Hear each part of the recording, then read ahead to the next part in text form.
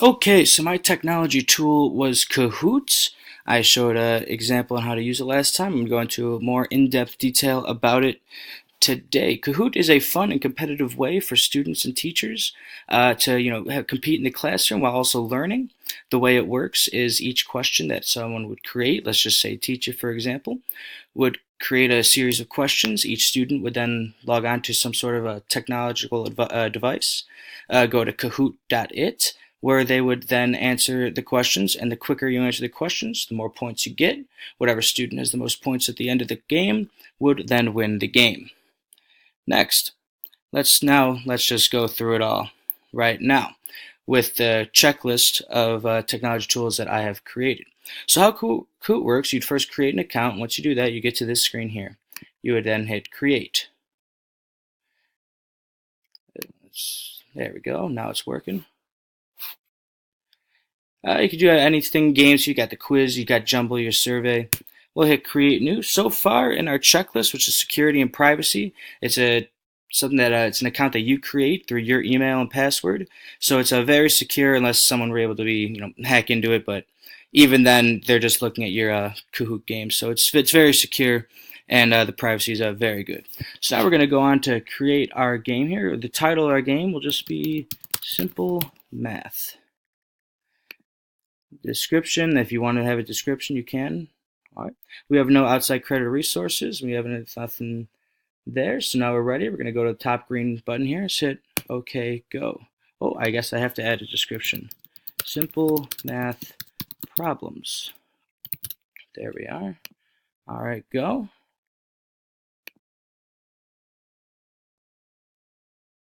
Oh, it still says something's wrong here. Oh, there we are. So the game creator, we have to just, ask as many questions as we see fit. So the organizational issues, there's really is no organizational issues. It's very organized. It's very step by step here. You have the, put in whatever question you want, all four of your answers there. If you need things here, and then you just hit next. So the first question we'll have here will be 3 plus 3. Answer 1, we'll just have 3, 2, 9, and answer 4 will be the correct answer is 6. With the correct answer, you hit the little green check mark right over there. No outside credit resources.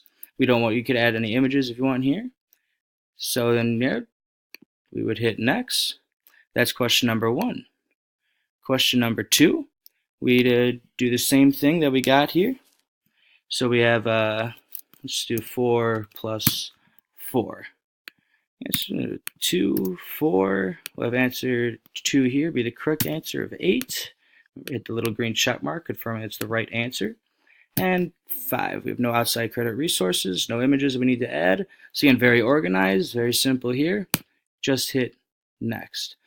So that's pretty, we'll just go with those 2 questions there.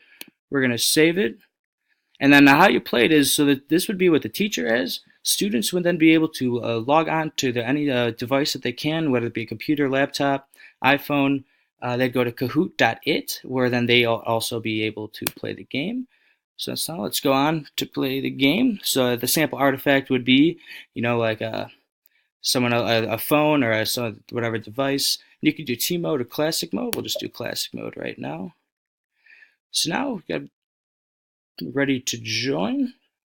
Now this is our game pin here, so let's go to kahoot.it. This is where we'd enter our game pin. It's 650-200. 650, enter. Enter a nickname. I'll just do my name, Jordan. And I'm in. And we got my name right there on there. So we'll just go ahead and start the game. And this would be our example scenario here of 3 plus 3. Let the question go. Each question you have 20 seconds. So 3 plus 3, the correct answer is 6.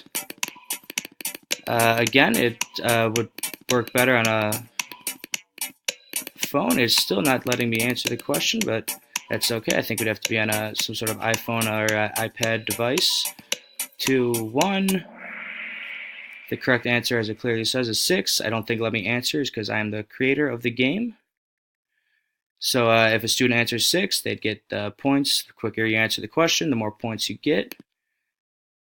Next, I'm the only creator in the game here. So like I said, this is what students would be seeing on their screen. Be 4 plus 4.